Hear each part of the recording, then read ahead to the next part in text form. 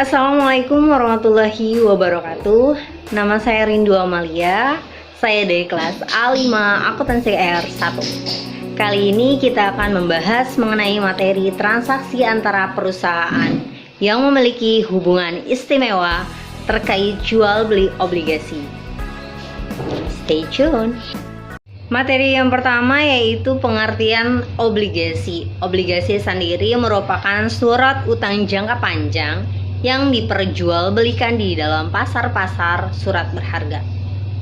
Dua aspek dari obligasi yaitu terdiri dari penerbit dan juga pembeli obligasi. Transaksi obligasi antara perusahaan terjadi apabila salah satu perusahaan dalam hubungan induk anak membeli obligasi yang diterbitkan perusahaan lain yang masih dalam hubungan induk dan anak. Contoh dari obligasi. Obligasi yang diterbitkan induk dibeli oleh anak. B. Obligasi yang diterbitkan anak dibeli oleh induk. C. Obligasi yang diterbitkan oleh satu anak dibeli oleh perusahaan anak lainnya dalam hubungan induk dan anak. Slide yang kedua kita akan membahas mengenai pembagian harga obligasi. Harga obligasi dibagi menjadi 3 jenis, yaitu par, at premium, and at discount. Par sendiri adalah harga obligasi sama dengan nilai nominal. Misalkan obligasi dijual dengan harga 50 juta, maka harga jual dari obligasi itu sebesar 100%. Yang kedua adalah at premium.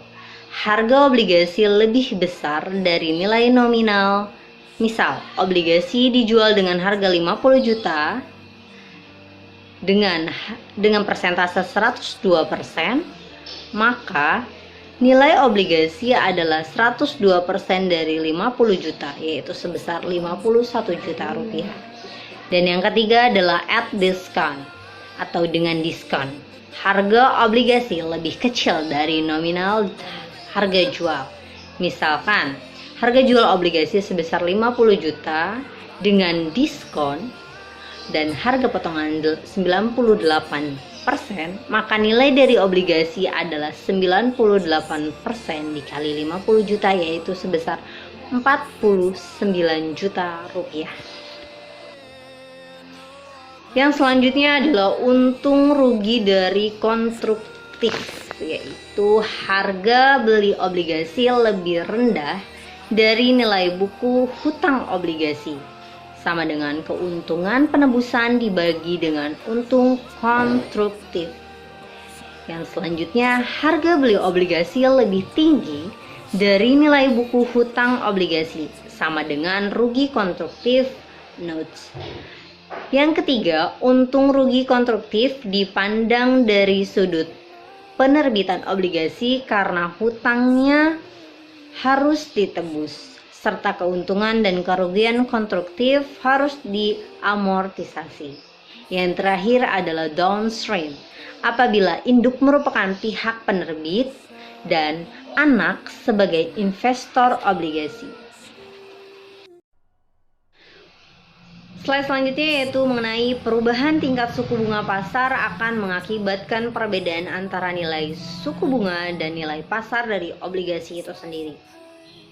Jika tingkat suku bunga pasar meningkat, maka nilai pasar kewajiban lebih kecil daripada nilai buku, sehingga penerbit akan merealisasikan keuntungan. Sebaliknya, apabila nilai suku bunga menurun, maka penerbit obligasi memiliki kerugian. Keuntungan dan kerugian ini tidak diakui dalam perhitungan LK, namun harus diungkap dalam catatan atas laporan keuntungan dalam pengungkapan nilai wajar instrumen keuangan.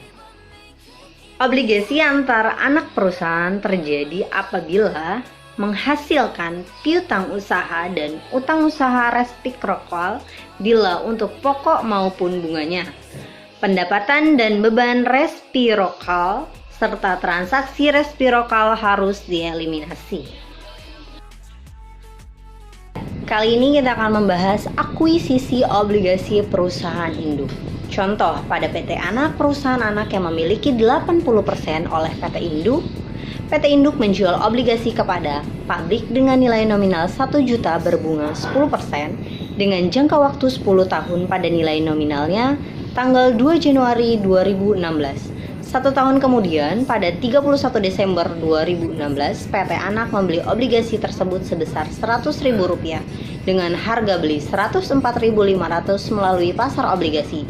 Jurnal yang harus disusun adalah PT Induk menyesuaikan laba investasi dan akun investasi per 31 Desember 2016 untuk mencatat kerugian konstruktif karena untuk menarik kembali obligasi sebesar Rp100.000, PT Anak membayar lebih besar, yakni Rp104.500.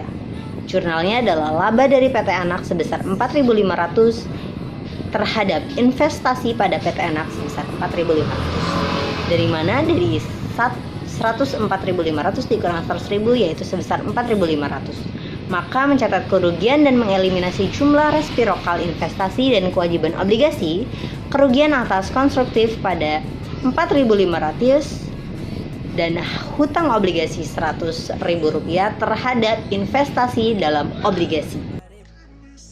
Ya, obligasi induk dibeli oleh Anak pada waktu penerbitan obligasi. PT Anak dimiliki oleh PT Induk sebesar 70%, yang diperoleh dengan nilai buku sebesar Rp5.600.000 pada tanggal 31 Desember 2016. Pada saat itu PT Anak memiliki modal saham sebesar Rp5 juta dan laba ditahan sebesar Rp3 juta. Pada tanggal 1 2018, PT Induk menerbitkan obligasi dengan nilai nominal yang beredar Rp10 juta dan premi yang belum diamortisasi yaitu sebesar Rp100.000. Pembayaran bunga pada tanggal 1 Januari dan 1 Juli dan jatuh tempo pada tanggal 1 Januari 2023. Metode amortisasi premi adalah garis lurus. Pada tanggal yang sama, PT Anak membeli obligasi tersebut sebesar Rp1 juta seharga Rp950.000 dari pialang investasi. Perhitungan atas transaksi ini adalah yaitu nilai buku obligasi sebesar Rp1.010.000 didapat dari 10% dikali dari 10 juta plus Rp100.000 terhadap harga beli sebesar Rp950.000 dan keuntungan konstruktif yaitu Rp60.000. Ya, jurnal yang akan kita catat pada contoh kedua yaitu jurnal PT Anak pada saat pembelian obligasi. Investasi obligasi pada PT Induk sebesar Rp950.000 terhadap kas posisi di kredit sebesar Rp950.000. Jurnal untuk menghapus obligasi yang telah ditarik dari pasar karena sudah dibeli oleh PT Anak adalah kewajiban obligasi antar perusahaan, yaitu hutang obligasi sebesar Rp1.010.000 terhadap investasi dalam obligasi PT Induk sebesar Rp950.000 dan keuntungan atas penarikan obligasi sebesar Rp60.000. Mohon maaf apabila banyak kesalahan dan semoga presentasi kali ini bisa memenuhi persyaratan. Saya undur diri. Wassalamualaikum warahmatullahi wabarakatuh.